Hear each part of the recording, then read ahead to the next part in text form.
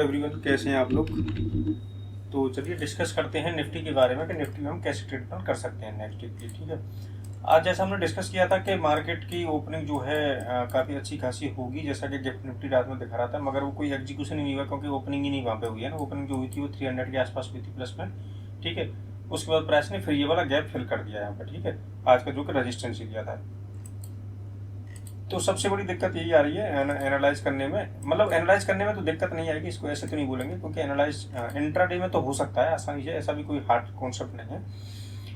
But कल के लिए एनालाइज करने में प्रॉब्लम ये आती है कि अब गैप डाउन कहाँ होगा और गैप अप कहाँ होगा, क्योंकि गिफ्ट निफ्टी के बेसिस पर आगे लगाते हैं कि गैप अप यहाँ हो सकता है, गैप नहीं हो सकता, पता चलता है कि उससे ज़्यादा हो गया, उससे डाउन हो गया, है ना, उससे कम हो गया। तो सारी जो पॉइंट्स होते हैं इंट्राडे के लिए, इंट्राडे के लिए सब आपको 400 पॉइंट का टारगेट होगा। इंट्राडे के लिए ज़्यादा क्या करूँगा, बोलूँगा कि 30 पॉइंट के लिए मिलेगी, 40 पॉइंट के लिए मिलेगी, 100 पॉइंट का टारगेट आ जाएगा उसमें निफ्टी में ना स्पोर्ट के अंदर। तो ये तो डिस्कस कर सकते हैं, है ना। ये तो नहीं कर सकते कि 400 पॉइंट के लिए बैठे रहिएगा, है ना। ये तो हमें लाइव में पता चलेगा जब मार्केट चल रहा होगा कि भाई यहाँ से मार्केट ऊपर जा सकता है। जैसे आज जैसे अपडेट दिया था कि 30,000 तक जा सकता है, सपोर्ट से थोड़ा सा डाउन आया, यहाँ से सपोर्ट बनाया, डब्ल्यू पैटर्न बनाया और ब्रेकआउट करके फिर वहाँ से अच्छा खासा ऊपर चला गया, 23,000 को टच कर दिया उसने प्राइस, है। तो ये थोड़ी सी प्रॉब्लम है। अभी जो बात करेंगे तो गिफ्ट निफ्टी अभी 100 पॉइंट्स डाउन है ना। तो ये एक रेजिस्टेंस एरिया है, इसमें कोई शक नहीं है कि रेजिस्टेंस एरिया ये वाला 23,050 का रेजिस्टेंस एरिया है। तो जब हमें कोई बाइंग करनी है कल के लिए, तो बाइंग हमें कहाँ करनी होगी, इसके ऊपर ही करनी होगी। जब तक प्राइस इसके ऊपर नहीं जाता, तो जैसे आप देखेंगे यहाँ पर ये क्या रिजेक्शन ले रहा है, तो थोड़ा ऊपर भी जाता है, फिर नीचे आने की संभावना है, और यहाँ पर डायरेक्ट गैप डाउन खुल जाता है, उसकी बात करते हैं अभी ना। तो मान लीजिए अगर गैप अप खुलता है या फिर फ्लैट खुलता है, फ्लैट अगर इसके पास आता है तो फिर से यहाँ से सेलिंग देखने को मिल सकती है। ठीक है, तो ये तो फ्लैट कंडीशन होगी। अगर फ्लैट खुल के ऊपर की तरफ जाता है, अगर फ्लैट खुल के डाउन की तरफ जाता है, डाउन साइड में, तो गिरना तो है पर कंसोलिडेशन के साथ। अब ये रेजिस्टेंस एरिया का अच्छा खासा रेजिस्टेंस एरिया बना हुआ है, ये वाली कैंडल। देखो ये क्या दिखाती है, ये जो कैंडल है इसमें क्या हुआ है कि वॉल्यूम बढ़ा है 5 मिनट के टाइम पे। मैं अगर इसे 15 मिनट में कर देता हूँ तो और ज्यादा क्लियरिटी होगी कि एक्चुअल में देखिए, हाँ यहाँ वॉल्यूम बढ़ा है ना, इस प्राइस में वॉल्यूम बहुत इंक्रीज हुआ है, इसके बाद यहाँ भी वॉल्यूम बहुत इंक्रीज हुआ है। तो ये जो एरिया है काफी स्ट्रॉन्ग सपोर्ट एरिया, मतलब प्राइस अगर यहाँ पे जब आएगा तो आपको इंट्राडे में तो कुछ ना कुछ पॉइंट जरूर देखे जाएगा। ठीक है, तो ये प्राइस है आपका 22,756 का। तो अगर गैप डाउन हो जाता है तो ये मेरा स्ट्रॉन्ग सपोर्ट की तरह काम करेगा, तो यहाँ से फिर से एक बैंक देखने को आपको मिल सकती है। ठीक है, इंट्राडे में तो मिलेगी अच्छी खासी बैंक देखने को मिल सकती है। ठीक है, सपोर्ट एरिया के आसपास। ठीक है, तो गैप डाउन होता है तो अब यहाँ से बाइंग प्लान कर सकते हैं। ठीक है, अप टू दिस लेवल अगर गैप डाउन होता है तो, और या फिर अप टू दिस लेवल, पहला लेवल तो ये रहेगा टारगेट इसके पास का। ठीक है, दूसरा टारगेट रहेगा इसके आसपास का। ठीक है, ये जो होगा आपका टारगेट 930 का, ये होता है गैप डाउन की कंडीशन। गैप अप की कंडीशन मैंने आपको बता दिया कि गैप अप अगर इससे ऊपर हो जाता है और यहाँ पे सपोर्ट लेता है तो फिर हम कंटिन्यूएशन में चले जाएंगे, मतलब कंटिन्यू करेगा प्राइस ऊपर जाने के लिए। ठीक है, और फिर जो रेजिस्टेंस एरिया आएगा नेक्स्ट वही आएगा यहाँ के आसपास, जो ये हाई बना हुआ है। ठीक है, इसके आसपास का। मगर अगर गैप डाउन होता है प्राइस, सॉरी अगर गैप अप नहीं होता है, फ्लैट ही खुलता है, तो फ्लैट खुलता है तो यहाँ से रेजिस्टेंस फेस करेगा। गैप अप होने के बाद अगर डाउन साइड आ जाता है दोबारा से, मान लीजिए गैप अप हुआ और रेड कैंडल बन गई और अंदर ही आ गई रेड कैंडल, तो फिर हम मानेंगे कि फिर से यहाँ से सेलिंग शुरू हो सकती है। ठीक है, तो ये 3 कंडीशन हो गई, गैप अप, गैप डाउन और फ्लैट कंडीशन। देखिए फ्लैट कंडीशन दोबारा डिस्कस कर लेता हूँ जल्दी जल्दी। तो गैप अप में क्या करेंगे, इसके ऊपर ही बाइंग प्लान करेंगे सिर्फ और सिर्फ। ठीक है, दूसरी कंडीशन क्या, अगर ऊपर ऊपर होता है तुरंत नीचे की तरफ आ जाता है तो फिर बाइंग प्लान नहीं करेंगे, इग्नोर करेंगे। बाइंग तभी करेंगे जब इसके ऊपर सस्टेन करेगा। दूसरी कंडीशन गैप डाउन होता है तो इसके ऊपर इसके पास आके हम बाय प्लान कर सकते हैं, ऊपर जा सकता है, जब तक यहाँ पर शॉर्ट कर सकते हैं। फ्लैट खुलता है तो इसके नीचे आता है तो इसके आसपास तक का टारगेट मिल सकता है। ठीक है, और अगर इसके ऊपर जाता है तो यहाँ तक का टारगेट मिल सकता है, अपसाइड का इसके आसपास का, फिर यहाँ से फिर सेलिंग आ सकती है। ठीक है, ये 3 कंडीशन होगी। तो ये आपको समझ में आ गई होंगी उम्मीद करता हूँ। ठीक है, दूसरा स्टॉक्स के बारे में अगर बात करेंगे तो फिलहाल कोई स्टॉक एक है जो कि, अगर हम स्टॉक की बात करेंगे तो रिलायंस है एक ऐसा स्टॉक जो थोड़ा बहुत स्ट्रेंथ शो कर रहा है। आज तो नहीं की इसने, मगर ओवरऑल देखेंगे तो इसकी स्ट्रेंथ है।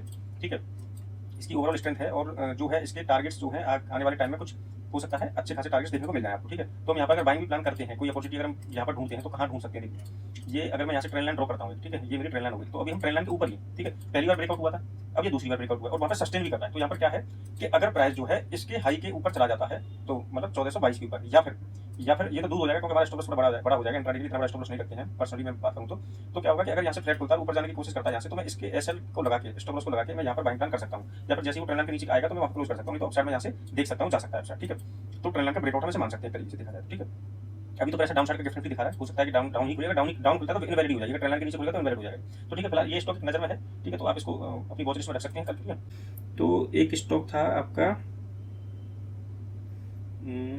एक सेकंड रुकिएगा, काइनास टेक था, और जो दूसरा स्टॉक था वो था आपका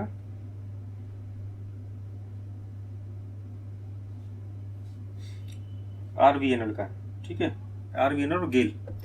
तो मैं आरवीएनएल के बारे में देखता हूँ थोड़ा सा, आरवीएनएल को एनालाइज कर लेते हैं। आरवीएनएल में क्या हो सकता है, आरवीएनएल में अगर मैं पंडे भाई, ये तो अच्छा नहीं दिख रहा है, आरवीएनएल तो ज़्यादा अच्छा स्टॉक नहीं दिख रहा है। ठीक है, फिलहाल तो यहाँ पे एक सपोर्ट तो है, ये वाला सपोर्ट तो है जिसकी वजह से बाउंस आ जाए, है ना। तो एक्सपेक्टेशन तो है कि यहाँ से एक बाउंस तो आना चाहिए क्योंकि हम बहुत ज़्यादा अच्छे सपोर्ट के पास हैं इस टाइम पे। तो यहाँ से एक्सपेक्टेशन है, पर भाई आपका जो 450 के आसपास का लेवल है कि यहाँ तक 450 तक का, तो काफ़ी टाइम लगेगा, है ना। उसका आधा ही है, मतलब 40% तो डाउन आ ही चुका है लगभग, है ना। तो काफ़ी टाइम लगेगा वहाँ तक जाने में, तो पेशेंस रखना पड़ेगा आरवीएनएल के अंदर आपको। ठीक है, और तो कुछ दूसरा दिख नहीं रहा है, अगर इसको ही ब्रेक करता है तो फिर और ज़्यादा मुश्किलें बढ़ सकती हैं ना। तो यही आप एक स्टॉप लॉस मान के चलिए कि 248 का आपका स्टॉप लॉस है फिलहाल के लिए। ठीक है। मैक्सिमम जो स्टॉप लॉस होगा वो ये हो सकता है 213, इसके नीचे तो प्राइस फिर बहुत लंबे समय के लिए चला जाएगा ना, आपका पैसा बहुत लंबे समय के लिए फंस सकता है। दूसरा है काइनास टेक्नोलॉजी। देखिए इसमें है ना, कोई भी जब स्टॉक काफ़ी गलतियाँ क्या होती हैं हमसे, जब स्टॉक बहुत ज़्यादा गिर जाता है ना तो हम सोचते हैं कि अब ये बढ़ेगा, है ना, और वहीं पर हम क्या करते हैं, उसे खरीदना स्टार्ट कर देते हैं। ठीक है, ये बात मैं आपकी सहमत हूँ, बट ये सिर्फ अप ट्रेंड के अंदर वैलिड होता है। अगर अप ट्रेंड चल रहा है, इंडेक्स बहुत अच्छे चल रहे हैं और वहाँ पर अगर कोई स्टॉक अगर गिर जाता है तो वो बढ़ सकता है। अगर डाउन ट्रेंड पहले से ही इंडेक्सेस भी डाउन ट्रेंड के अंदर है या फिर प्रेशर में है, तब वहाँ पर जो है स्टॉक कोई क्रैश करेगा तो और भी गिरता है। अब देखिए यहाँ पर क्या हो सकता है, इसने गिरेगा थोड़ा सा, इसने सपोर्ट दिखाया, फिर उसके बाद फिर गिर गया और अभी वो लोअर हाईज बना रहा है, मतलब हाई को ब्रेक नहीं कर रहा, तो चांसेस तो ये भी है कि इसको ब्रेक करके और नीचे भी जा सकता है। ठीक है, तो भाई इतना अच्छा स्टॉक नहीं लग रहा है ये वाला, तो थोड़ा सा वेट आपको इसमें भी करना पड़ेगा, पेशेंस रखना पड़ेगा। अभी तो थोड़ा टाइम है इसके ऊपर जाने के लिए, अभी तो एम पैटर्न का भी ब्रेक डाउन हो चुका है तो और ज़्यादा खतरनाक होगा एक तरीके से। तो अब देखो मैं आपको एक रजिस्टेंस बताता हूँ इसका, जो सबसे अच्छा रजिस्टेंस है ना वो ये वाला एरिया है ना, ये वाला 2963, इतना, ये मतलब इतना अच्छा रजिस्टेंस है कि इसको ब्रेक करना बहुत मुश्किल हो जाएगा इसके लिए। तो हो सकता है कि और ज़्यादा नीचे की तरफ आ जाए, 2500 तक भी आ सकता है, अभी 1000 पॉइंट और डाउन जा सकता है। तो ये काइनेस टेक्नोलॉजी के बारे में एनालाइज हो गया है ना। तीसरा जो है गेल के बारे में डिस्कस कर लेते हैं। गेल इंडस्ट्री में क्या हुआ है, तो गेल के अंदर मैंने आपको बताया था, जैसे कमेंट में मैंने आपको बता दिया था कि गेल में हम बाय कर सकते हैं। देखिए गेल के लिए एक सपोर्ट है ये अच्छा वाला, है ना, गेल के लिए एक अच्छा सपोर्ट है। तो यहाँ पर हम अगर लॉन्ग टर्म के लिए जाना चाहते हैं, तो जैसा आपने लॉन्ग टर्म के लिए बोला था, तो ये ठीक है। आप इसका एसल लगा के देखिए, लॉन्ग टर्म में भी एसल नहीं होता, मैं मानता हूँ लॉन्ग टर्म में कोई एसल नहीं होता है। ठीक है, वहाँ पे तो एक्सपेक्टेशन होती है ना, कंपनी की वैल्यूएशन देखते हैं, उसके अकॉर्डिंग फंडामेंटल्स देखकर हम वहाँ पर इन्वेस्ट करते हैं। तो यहाँ पर भी मगर एक एसल इसलिए रखा जाता है कि अगर इसके बढ़ना होगा इसे तो यहीं से बढ़ जाएगा, क्योंकि यही इसके सपोर्ट एरिया है। अगर नहीं बढ़ना होगा तो फिर क्यों पैसे को बहुत लंबे समय तक इन्वेस्ट करना। ठीक है, तो ये एक एसल रह सकता है इसके लिए। और ज़्यादा से ज़्यादा अगर आप एसल रखना चाहे तो 100 का रख सकते हैं, इससे नीचे आप एसल मत रखिएगा इसका, 100 का एसल रख के चलिएगा। साइकोलॉजिकल नंबर भी है, ठीक है, फिबोनाची नंबर भी है और इंपोर्टेंट सपोर्ट एरिया भी है। ठीक है, यहाँ पे तो मैक्सिमम जो स्टॉप लॉस रहेगा वो ये रख लीजिएगा आप, है ना, और लॉन्ग टर्म में इसे चलने दे सकते हैं, कोई बुराई नहीं है। ठीक है, तो ये स्टॉक्स हो गए आज के। अगर कोई भी ऐसा स्टॉक और भी होता है आपके पास तो उसको आप चाहते हैं मैं आपको एनालाइज करूँ तो आप बताइए।